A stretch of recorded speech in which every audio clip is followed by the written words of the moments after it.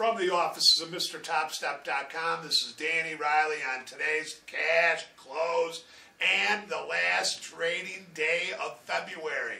Jeez, they weren't messing around there today. But anyways, you know what we're going to call this video? We're going to call this "The Russians Are Coming." And I think they are. And I'm not kidding, I think they are. You know, they may not come over the border, but what they're going to do is they're going to send a bunch of thugs to scare people so that, you know, the average person is, you know, doesn't want to do anything in the country. But anyways, the high of the day in the S&P came in at 1866.20 midday. The low came in at 1846 even at 2 o'clock Central Time, right? The S&P just puked. And then going out last, we're 1858 even.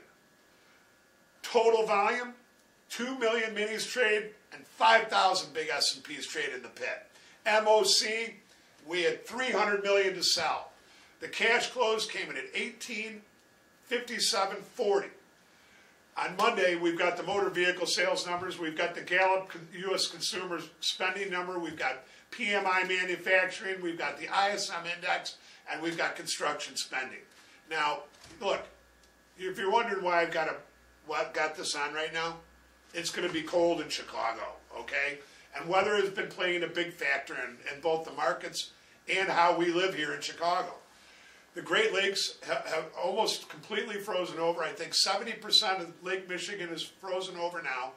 And there's calling for 4 separate snowstorms in the next week. Additionally, they're calling for 11 inches of snow this weekend.